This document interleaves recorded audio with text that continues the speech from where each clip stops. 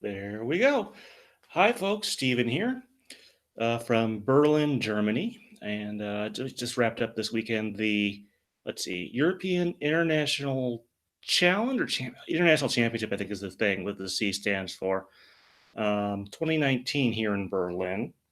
And I was fortunate enough to be able to attend. If you know my last name, you might know that. You might guess, or at least that I have a decently large amount of my family history comes from Germany. So I was really, really interested to be able to do this. What we're going to do here, we're going to do a couple things. First thing we're going to do is I have a little bit of a slideshow hooked up that's going to go over some things for this weekend, sort of my travel and some of the things I did there. I also have a number of, I guess you could say, show and tell items. And let's see, what else do I have beyond that? I also have some announcements regarding the channel and various things to sort of talk about for the weekend. I think we probably also have some cards to look at and a couple pack gun openings. And like I said, updates around the channel and stuff like that. There's a fair bit going on. But yes, I am doing this live stream from my hotel room for this one. Hopefully, the lighting is better, I think, than last time when I was in Anaheim. I think I've got the lighting set up a little bit better. But let's go ahead and sort of talk about do the little slideshow thing. So give me a second here. Let's see. I've got to the slideshow.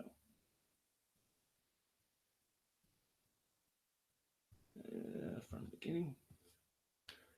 I think I know how this one works at this point. Go to, where is it? Google Hangouts. Okay, and then we do a quick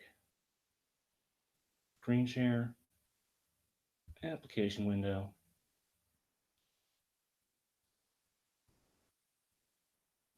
Okay, I think hide that. All right, so hopefully this comes up in just a second here. I'm just looking at the live stream. I'm monitoring. There we go. All right. So it looks like that worked this time. Thank goodness. So, yeah, so I don't have any header art for this, but so as you might have guessed, I had to travel from Wisconsin to Berlin to get this. It's a little more difficult than you might think. There aren't very many direct flights to Berlin from the States. It's just the way things worked out. And there are actually two airports here in Berlin because there used to be two Berlins. In any case, let's see, I took a flight first from Madison to Atlanta. They had wireless entertainment on there, and I figured maybe I'll take a look in there. And I did find some things to watch, but I also noticed they have the trailer for Detective Pikachu, which I thought was a pretty neat little thing to have on there. That I guess it rates something. Not sure how often they put trailers, but you can see they have moments that matter from Delta, and they love Gilda, and then some sort of concert video or something on the bottom right, or some sort of musical thing. But I took the screenshot of my phone just to show that it is on there, so it feels a little more real. Although we've been seeing some advertisements, some billboards, and some early reviews have been really positive about the Detective Pikachu movie. But that's not really what this is about. But I did want to point this out. All right. So once in Atlanta, I went to Paris via Air France. Here's the plane that took us over the ocean, about a 7.5 to 8 hour flight. This is a Boeing 777, so not one of the planes that they've been having problems with for a while. You see, it's got a huge engine there. I've flown on a couple 777s before, but I did kind of want to show you the plane I was on. Kind of an interesting flight. They had like a runway camera you got to see during takeoff and stuff like that. But otherwise, relatively uneventful. I didn't get much sleep. I never do on planes. Let's see. Next up. Here we are in the Paris airport. I had to connect to Berlin through there. And I wanted to point out a few things. First of all, this is their, not really domestic, it's more their EU terminal, or one of them. It's a pretty big airport. It gets about as much traffic as, say, LAX or Chicago O'Hare. But you can see a bunch of different gates here. Very interesting ceiling design there. But I did want to point out one little thing here. Let's see, the mouse cursor will. There we are. Yeah, if you look down here, macarons, not macaroons, no macarons. You remember those from the Victini movie, and they look pretty much like you see them there, although they're all one color. But they did have a candy vendor on there. as well as some stuff in the bottom layer. There is where all the restaurants for this place. But I had a decently long connection time since I've never been through Charles de Gaulle before. I wanted to make sure I had enough time. Let's see. And then I flew over, it was like an hour and a half to Berlin. And then I took a bus and then a train over to the hotel.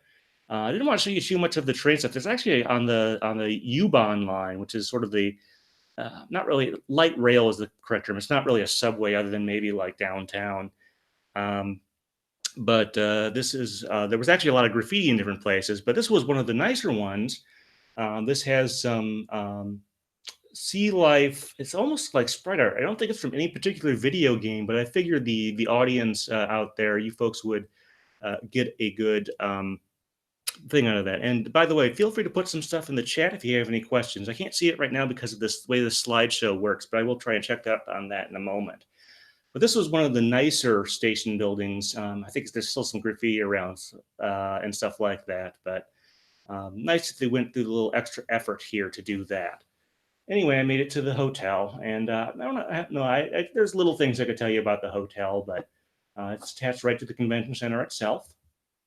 All right, so here is a picture of the main tournament area. It's got a lot of what you would expect. There's a big Pikachu booth they have at all their top level events and things of that nature. Obviously, a lot of folks there. Not sure how much of this. I think most of what you're seeing here. This has been on Friday, so this was still the main event, folks, for the most part. Look in the middle there, you can kind of see a time, shows how much time is remaining in the round. This appears to be the TCG side. Video game side is over in the back left there. In the way back, you can see the stage with the monitors and things of that nature. Obviously, they've also got some banners. So I'd say there's a little more room here than there was at the place in London, although some of the halls might have been a little bit bigger, but they definitely needed a little more space than they had last time around. So we go on to the next one. So here's a better view of the main stage there. You can see it's sort of split into two portions. There's on the right-hand side appears to be the TCG stuff. Left-hand side appears to be VGC. VGC wasn't doing too much when I took this picture, but take a look on the right-hand side over here and the left-hand side over here. You see there's a big dividing curtain, and then there's the actual commentators, and the actual games would be, you can see the TCG game right here, and VGC if it were going on here. Overall, pretty nice setup. If you watch the stream, you notice that they actually had like a fog machine or something like that that would during the finals would spew up fog when a game was won or some other climactic moment or stuff like that. So I guess they're moving upwards in terms of production values and stuff like that. Also did a lot of stuff with the lights during the show. I think more than they usually do with these international championships. Let's see. Not sure how much else I have to say here, but let me know if you have any questions. All right, so here's some of the Pokken tournament area. They had this as well as a place where they had the sort of the featured match. That was streamed separately, and then in fact the finals were all streamed separately for Pokken. I assume it has something to do with its content rating of that game being higher and them not wanting to bump up the age rating on their mainstream. And speaking of which, if you take a look in the middle of this picture, there's a fairly obvious piece of paper there. Let's zoom in and see what it says. Huh. So yeah, you may have heard, let's see, Europe uses, let's see, okay, there's the ESRB in North America, there's CERO in Japan, CERO, and PEGI, PEGI is in Europe. But apparently Germany has its own little rating system that it uses there in addition to the regular European one. So it apparently they I can't imagine this was done. I think this was done fairly late in during setup. They realized they needed this. I'm not sure how. Sorry to the Pokemon company. I can't verify or vouch that or how well they enforced all of this. Let's see. But this is probably part of the reason it was in a separate room and stuff like that, and the streams didn't mix up the way the TCG and the video game did. But yeah, it's a little reminder that Pokken Tournament is considered a little bit more, I don't know, violent than the regular Pokemon games, and thus has some additional restrictions. Let's see, next up. Okay, so I was a spectator, and I spent most of my time at side events. I didn't play in the main event or even really watch them all that closely. I spent most of my time in the side events area of this one. As you can see, there's a video game side and a TCG side. This was taken on Friday, so they weren't as busy here, but I did do a lot of side events, and I think they were run fairly well. A little few hiccups on Friday, but after that, they had things, I'd say, pretty well down. Um, I'm not sure they have obviously both forms of lichen rock, or two of the forms. There's actually three, of course. So you got the midnight form and the, I forget if it's called daytime form or whatever, but they don't have the dusk form on there, representing each side there. But generally very helpful folks there. You know, don't underestimate the stuff that they have to do. Just because they're not running the main event doesn't mean they're not important. Let's see. I think the next slide. Yes. So one of the first side events I did, of course, you may realize that in the TCG world, last weekend and this weekend, not sure why they bothered doing it over Easter weekend as one of them, but were the Unbroken Bonds pre-releases. And since Madison's one was actually supposed to be today, it actually, with the time difference, it should be going on right about now, actually, as I am doing this. So since I knew I was going to miss out on that, I definitely took an opportunity. They ran out of Unbroken Bonds relatively quickly. But I did want to showcase this little moment. This was a game I saw in one of mine, that where you can see on the right, you can see, I think it's a, oh gosh, I can't tell. I don't know if that's no, it's not a oh, it's Incineroar. That's right. I couldn't tell if it was a Volcanion or Incineroar, but it's definitely an Incineroar. It's being held off by this Goldeen on the left that has this attack that is kind of like agility. It does damage, and if you flip heads, you can't be hurt. And in a format where you don't have Guzma or Escape Rope or anything like that, that can be hard to get around. The guy, as you can see on the right, he did 20 damage with weakness each time, and so he got like 6 heads in a row in there.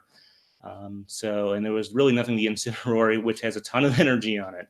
I found it kind of funny, and I asked if I could take a picture, and totally did there. I guess I should also mention that as far as the cards, they pretty much seem to have a couple different languages, a lot of the stuff. For most of the product, they had both English and German, and they also, I think, had some French and Spanish stuff as well, but I'm not 100% sure on where that goes there. So to get to see some foreign language cards, all the cards I got through this event are in English. And you can see the GX counter there has, I can't quite read that, but it's a different word than you usually see there. But nice heavy metal counter there. But I did want to call out this particular moment.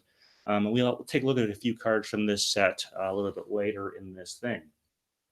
All right. So one of the things with side events, of course, is that the better you do, the more tickets you earn, and you can use those to redeem. Sort of the base is like 10. If something has a participation or a per game bonus, it's usually going to be 10 tickets. And you can see they have the kind of the usual selection here. A bunch of hats, various apparel items, a lot of card product. That's probably how you get rid of your extras. They had a switch for 600 tickets, which someone did eventually get, excuse me, from what I can tell. And a bunch of plushes. I don't know if those are coffee cups in the top left or what, but you may notice there's a Wobbuffet and a Beware. And if you look in the top right picture, there used to be a Detective Pikachu in there, and they ran out of those very, very quickly. Very popular. So I'm expecting some interesting things. We'll see how that movie actually does once it's released. But yeah, and actually, I should point out at the bottom, you have some play mats there, various types. So pretty good variety you can use your stuff on. As you may guess, I did get something, and we'll take a look at that later. Let's see. All right, and then one more call out to the staff. Now, unfortunately, this picture didn't turn out super great just because of the lighting. Some of the faces are sort of overly lit, and some of them are a little bit better. I'm sorry about all that. I was pretty far away from this because they had already shooed people away from the stage who weren't involved in like the teardown. Um, but I did want to give out a good shout out to this. Won't claim the event was perfect, but seemed to be run pretty well, and I think they're continuing to improve. So let's see. I think that is the last one there. Yes, it is. So we're going to escape, and that should boot up. There we go. That boots up the camera right away again. All right. So let's see. Let me just double check our chat. Let's see. Looking on the monitor here. Doesn't look like we have anything down there at the moment, but feel free to type that in there. Or if you're watching this in the post release, feel free to give us a comment on this video. We always love doing that. So let's see. We're about quarter after, so we still have a little ways to go. So let's see. One thing I did not mention as a side event that I did do all 3 days is that they had in addition to like the 3DS video game side events, they also had a Let's Go Pikachu and Eevee side event each day. And I know those games aren't sort of like meant to be as competitive. They don't have obviously all the bells and whistles, both in terms of features and as well as mechanics, as the main series games do. But we didn't. I'll have to say we didn't get a ton of folks there, kind of unfortunately. Um, let's see. So the Friday and Saturday event each had 6 players, and then today's event was we had 4 players, and we played in a round robin. So no more than 3 rounds any day, and that was actually a little disappointing to me. I did relatively well between the 3 events. I was 7-2. Including a full out 3-0 in the round robin today, so I did pretty well there. Um, but I rather enjoyed it. Now maybe it was just easier for me because of a lot of the top tier quote unquote competitors are in the regular 3DS events. But I kind of having not experienced the player versus player mode, I enjoyed it. Also ran into let's see someone named Laura Dale, and don't let that first name fool you. It is a guy who was actually from Kotaku UK. So that was kind of it's always interesting when I meet people from other media organizations and meet that. But I did want to give a quick little shout out there. Let's see. Um, but with that out of the way, let's go ahead and talk about some of the cards I ran into and some other things. Oh, actually, I want to show you my spectator badge quick. So yeah, I was not technically media at this one. I was a spectator, so I didn't bother trying to get interviews. I didn't see any good cosplayers either. That's one thing with the lengthening events. I think we're seeing less and less of over the last 4 or 5 years is the amount of cosplay, which is kind of disappointing to me because that's always a great topic when you can interview. We'll see what happens at North American internationals. The one interesting thing about the lanyard here is I guess they had enough European badges, but take a look here. Very clearly says, there we go, North America. So I guess they ran out of the actual like neck lanyard, part of the lanyard there for Europe. I was relatively late in picking mine up since I was pre-registered. There wasn't really didn't seem to be a point to get there first thing, since I didn't have to fill out a registration sheet for my deck or for team or anything like that. Did want to point that out. Okay, let's talk about some of the cards. We're going to talk about Unbroken Bond, since that's the set that comes out, I guess, this week. Is usually how that works. So the one, the pre-release setup I got was Metal Fire. So let's see. Let's take a look at the metal side first. So first off, we have good old Lucario, one of the, at least from an artistic perspective, one of the best designed Pokemon. It's never been all that competitive in VGC, but it's gotten a fair bit of decent stuff in the cards. The Riolu you're going to get in this set is going to be fighting, but it doesn't require any fighting energy for its attacks. But it's got the Lucario's got low sweep for 40 for 1 color energy, which is really good. And then you got the, let's see, Rush Up. I'm getting better at reading these backwards. 2 metal energy does 60 damage, but if you attach a Pokemon tool to it this turn, then you actually get to do 130, which is pretty impressive for two metal energies. I'm not sure if it's going to become a competitive deck, but definitely something to watch out for in the pre-release. But if there were no Pokemon tools built into this, you'd have far more limited options. But that's not the case here because you get. Yes, they seem to keep doing this. These cards that protect metal Pokemon. I know that's sort of Metal's stick in the trading card game and has been since Neo Genesis. But this one is it's sort of like the other ones, except it only lasts till the end of your opponent's next turn. And then it does reduces by 70, though, which was very useful for me in a number of matches. Like I said, I'm not sure exactly what those are all supposed to be. Kind of like screws and then some sort of force field. So maybe not the most interesting art. So the actual promo I got on the fire side was Volcanion.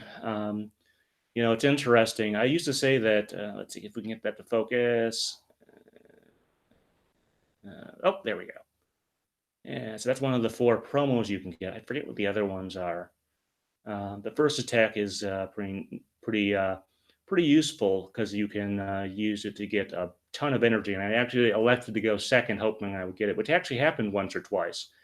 Um, because you can get much more energy that way. And then actually, the second attack, if you have enough fire energy in play, does just a ton of damage. So what, like I said, I think they're getting better and better, to be honest, at these um, build and battle setups that they have. I think they're getting more and more interesting on some really good matchups.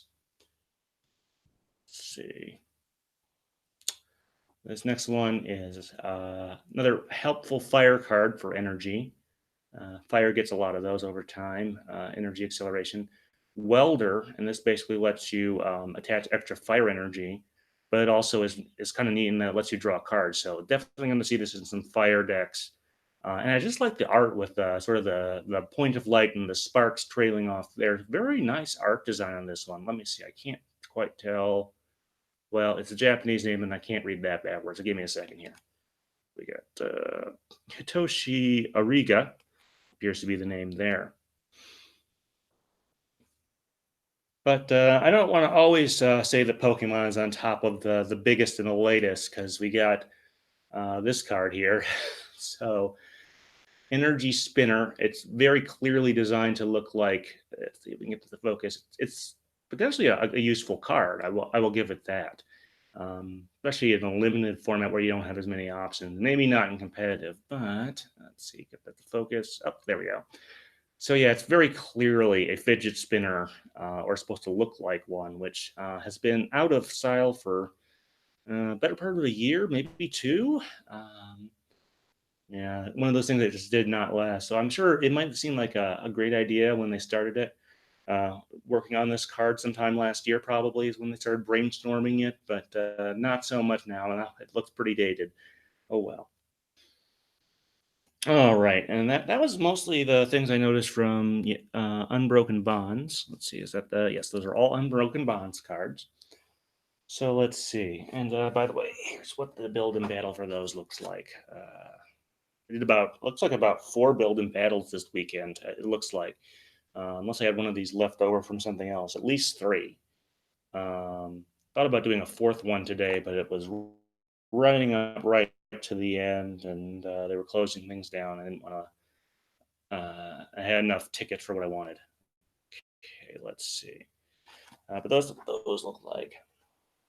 But as far as team up, which I also played a lot of from various means, did pick up a few things there. First of all, I'm not going to say mechanically this is the favorite card that I've ever seen in the trading card game, but I did manage to pick one up.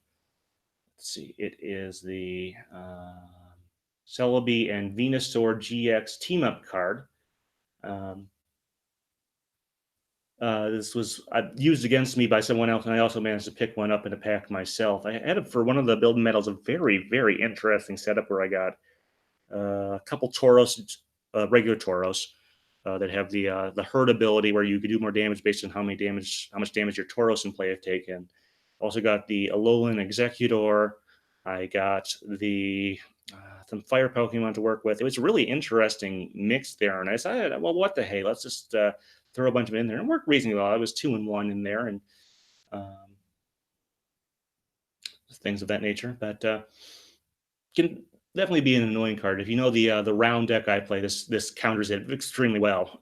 So let's see. Another card, kind of nice art. Not sure how much else. Decent setup attack, but I want to talk about Zangoose. I just, it's interesting. Certain Pokemon like Zangoose, in all fairness, like in the games, it's not really all that special, but very nice artwork here. And that first attack is just not entirely terrible. Like I said, in a limited format, you might want to give this a shot. Um, get a bunch of Pokemon. And two colors for 40 is not terrible or anything like that. That's something you can do with a double colorless, of course. All right. And speaking of defensive metal items, I love doing this. We got the metal goggles. So I don't know. I think the welder can maybe make use of that if he didn't already have his like face mask. So, but this one is protects by 30, but it stays there as opposed to the metal field thing that does protects by 70. Okay, so um, what else have I got going there? Oh, I earned a fair number of tickets between all the events. I ended up with 170 tickets, so that's basically 17 tickets. That's how that worked. And what did I get with my stuff? Well, I picked up this bag type thing with the Kanto stars. They had another variant with Team Rocket, but I think I preferred this one. I'm not sure exactly what I'm going to do with this thing. I kind of wanted something that would fit reasonably well into my luggage for shipping back, since this is pretty much flat. It'll do that pretty well, I think. But like I said, I'm sure I'll use this for transporting some stuff around for something. Um, but it just seems really nice. I looked at some other things like I don't know, the strategy guide for Pikachu and Eevee for those games, but this is what kind of caught my eye there, and happened to be left at the end of the day. All right, so we're coming up to the half-hour mark. Thank you for everyone who has taken a look here. Like I said, if you happen to be watching this, still can put a comment in there.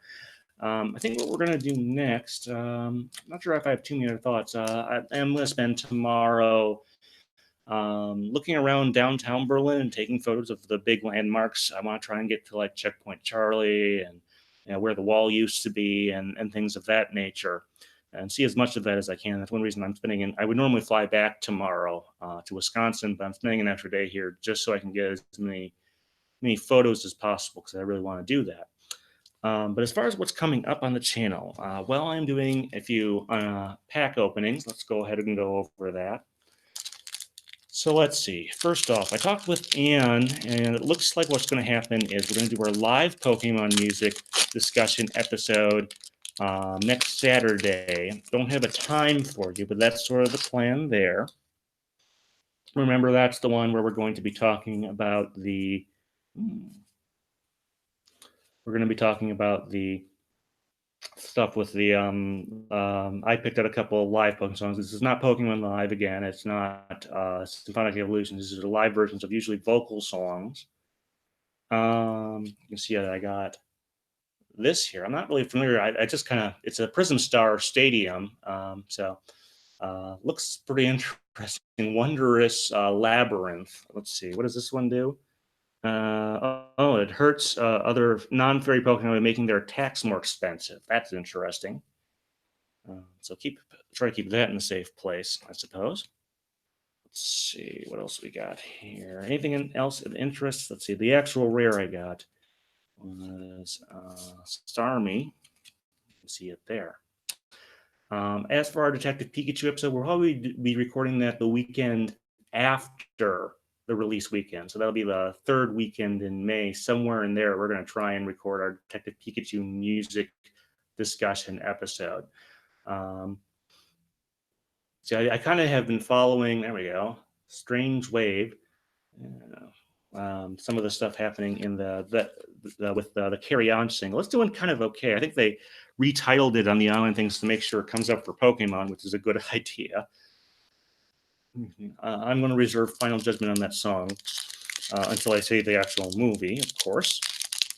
Would have been neat. I do know that Rita Ora was touring Germany this weekend, but didn't have a stop in Berlin, so they probably couldn't work out a way for her to drop by and say hello, which would have been great promotion, both for her and the song and the movie and the franchise, but I guess they couldn't make that one work out. I'm not sure about Kygo. I don't think he is currently touring. Would have been cool if they could have done that, though, since they're both from Europe, they could work something out. So let's see, the second pack. That's kind of, okay, so maybe not a great card, but always a neat find. I got a Zeraora out of there. Speaking of recent Pokemon movies, or upcoming, it's got 2 attacks, 30 for 1. It looks like the other one is 120, does damage to itself. Maybe that one's a little borderline, but decent art, and I can't fault it for that. Let's see, anything else interesting? Yes, another one of the Battle Chateau or whatever it's called is like 3 or 4 of them in the set. This is a team up. I will say is an interesting set from a design perspective because it seems like it goes across like the entire all almost all the generations, because you got some of the original gym leaders, like you got Sabrina's and Erica's supporters in there. Um, and But you've also got the Subway guys from Generation Five from the Battle Subway, and you've got all sorts of other stuff there. And that's one thing I really like about the team up set. There's a little bit of that in Unbroken Bonds. I think they've got Green in there. But yeah, just to review what we just went through, I'm not sure. Let me know if that was easier or harder to follow, or what if you want me to try and do that again. But next weekend, next Saturday is probably when we'll do the live Pokemon music discussion with Anne, and then 2 weeks after that, so 3 weeks from this weekend, is when we're planning on doing the Detective Pikachu music discussion. So looking forward to really both of those. Um, but yeah, I mean, there's more I could certainly say if you have any questions about my time in Berlin and what I did here and stuff like that.